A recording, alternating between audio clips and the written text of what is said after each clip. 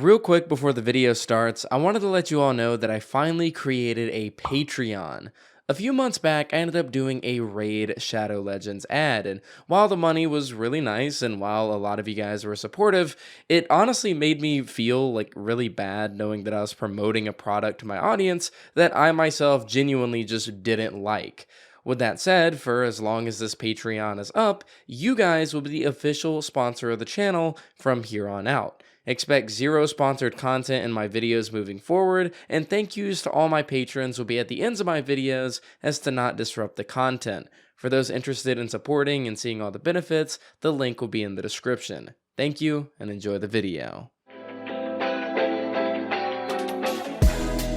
Ladies and gentlemen, it is with a heavy heart that I announce today is the final weapon set review of the new weapons in the Witch Queen expansion. I know, you guys love these videos and I love making them, but all great things must come to an end. Now, that obviously doesn't mean that I'm not going to be uploading anymore going forward, because your boy is supercharged with a ton of new video ideas, but today is the last video of us covering the new weapons for the expansion. So today's video is of course the only thing we haven't taken a look at, and that is all 8 of the new playlist weapons. This is going to include the 3 core activity weapons, the new Trials weapon, the 2 new Iron Banner weapons, and finally the 2 new Nightfall weapons. If you were playing a drinking game and taking a shot every time I said weapon, you're probably dead right now.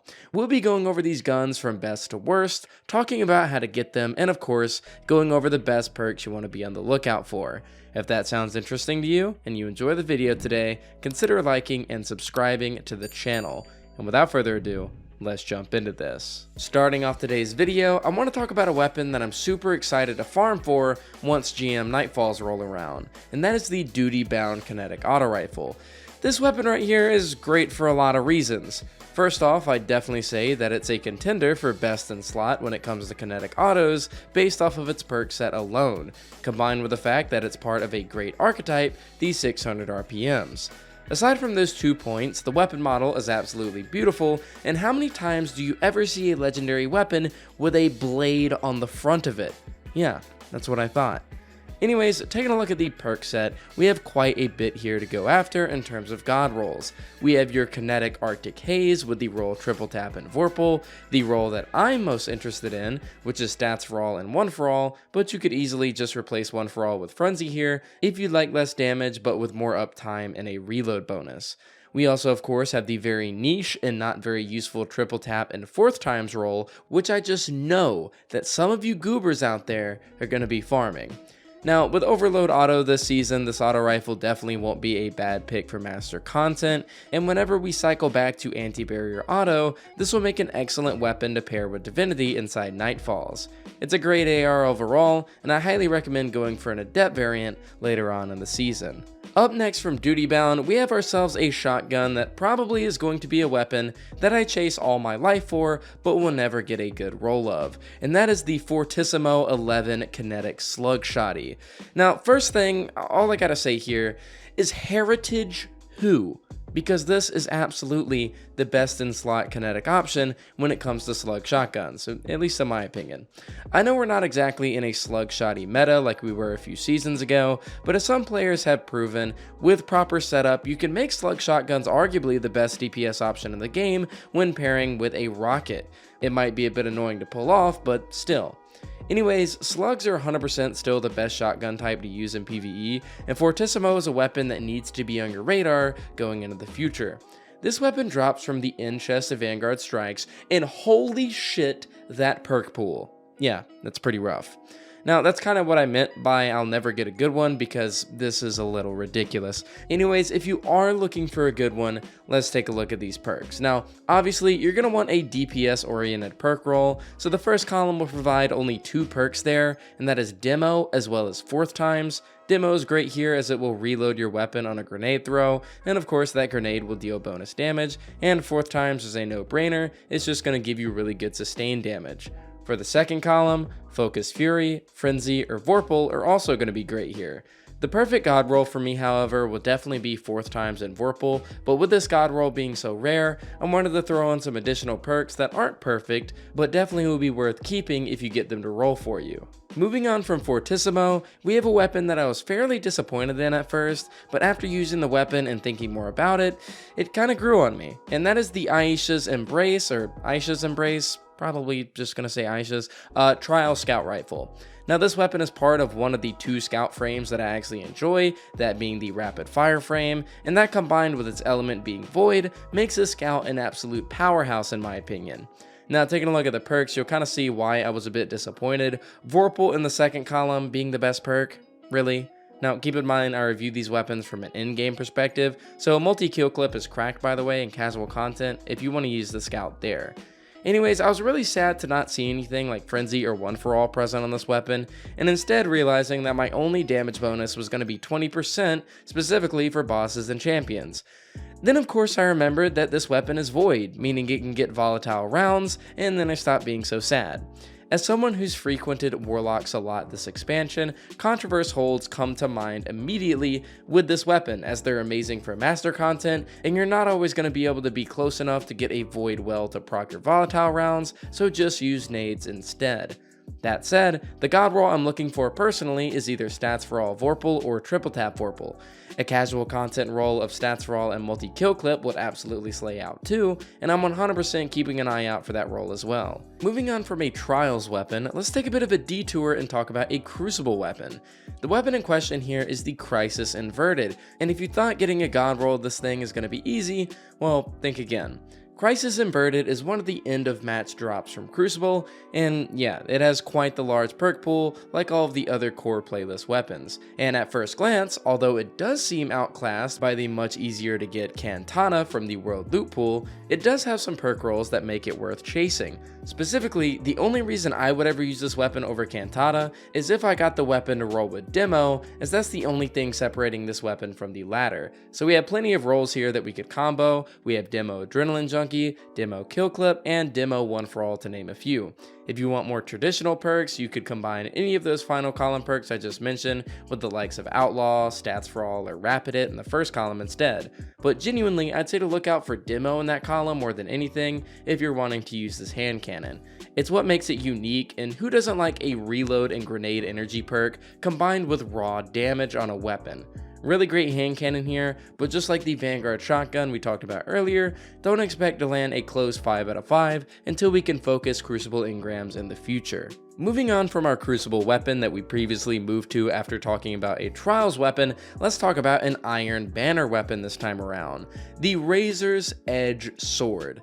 Did somebody order explosions? Because hot diggity damn, does this sword accomplish the whole explosion thing correctly. Shout out to my friend Efren for the following gameplay. Listen, all I need to say is volatile rounds, combined with chain reaction, combined with unrelenting for heals. You manage to get yourself that masterclass of a roll with that build, then you're in for a good time. Also, did I mention that the sword is a vortex frame? Yeah, literally maxes your ability to hit as many adds as possible, and I absolutely love it. It also looks kind of like a lightsaber, so bonus points there. Not much else to say. This isn't exactly a DPS kind of meta sword, but it's one of those fun swords that we've seen, with the sword from Grasp of Avarice and Sola Scar from Trials being an example. Now, moving on to our next weapon, I don't have any gameplay for it, nor any close to relevant gameplay for it, so just enjoy this beautiful Gambit gameplay for the time being. Anyways, next weapon in today's video is the Silicon NEUROMA sniper rifle from the Nightfall playlist. I'm gonna be honest, I was super excited to see that we were getting another kinetic aggressive frame this expansion, and then super let down after I saw the perk pool. The weapon isn't bad, just not what I was hoping for. What I was hoping for was another weapon that could contest with Succession, but what we got was a weapon that has the perk set for sustained DPS, but the archetype that isn't exactly all that great for sustained DPS. When it comes to the god roll, Triple Tap combined with Focus Fury, maybe Frenzy, and then Firing Line is 100% the roll worth going for here. Problem is, this would be a much better perk set when talking about rapid fire or adaptive frame snipers. Aggressive frames are more so used for just chunking down health on enemies like champions or just beefy ads in general, not for something as prolonged as a boss DPS phase. Sadly, I think this weapon might only serve a quote-unquote real purpose in PvP, at least for me. It's a great perk set, just sort of the wrong archetype to be using that with. Moving on, let's talk a bit about a PvE VP weapon, one found in Gambit, and that is the new 𝗿𝗏𝗡 Stasis Auto Rifle. This weapon is so low on the list because unfortunately, 𝗿𝗏 is a part of the high impact frame of AR, and there's almost nothing you can do to make this specific archetype of auto worth using. However, 𝗿𝗏 being stasis element definitely helps it a ton when comparing this gun to the likes of 𝗁𝗂𝗏 from the Throne world. Stasis synergy is a big thing, and combining that with a great perk set can turn this horrible archetype into a below average one. Taking a look at the perks, 4th time, Subsistence, or Stats for All in the first column are my personal picks, with Headstone, One for All, and Frenzy being notable in the second. I keep saying this every time I talk about a weapon of this archetype, but man do I hope Bungie buffs them soon. Too many weapons belong to this archetype, and for the most part, they all have great perks. I really hope to see their potential realized someday. Finally, for our last weapon of the video, we circle back to the Iron Banner and find the Frontier's Cry Iron Banner hand cannon. I'm gonna go on record and say that this weapon isn't necessarily bad, as much as I just really dislike the 180 archetype, and it already has pretty stiff competition in the form of, let's say, Annual Skate. Aside from looking like a fat penis when using it, the weapon can roll with some pretty good perks. In the first column we have Rapid Hit, Adapted Munitions, which you never see often in the first column, as well as Stats for All, with the final column featuring One for All and Kill Clip. Honestly, I think the role I want most might be Adaptive in One for All. The only other gun I can think of that rolls adaptive in the first column is 𝗔𝗏 balls, and I like the idea of breaking any shield type and having a damage perk to pair with it. I highly dislike 180s though, so unfortunately I probably won't be using this thing much, and that's why I have it ranked so low on today's video. But what do you guys think? Let me know down in the comments what you all are thinking about the new playlist weapons, as honestly, they're all pretty great in their own ways. Some are better than others for sure, but I wouldn't go as far as to say that any of the weapons I talked about today are bad. They're all very unique and have their own reasons for wanting one, and that's what I look for most in a weapon personally. Anyways guys, that's gonna do it for me today. I hope you all enjoyed today's video, as it's the final mass loot review of the Witch Queen expansion, as we finally covered all the weapons that have come out, so I wanted to make this one a good one. Shout out to all my patrons on Patreon, and shout out to my tier 2 patrons, Crunchwrap99 and Homebase Serenity, for being lovely individuals. Thank you all so much for watching, and I'll see you all next time.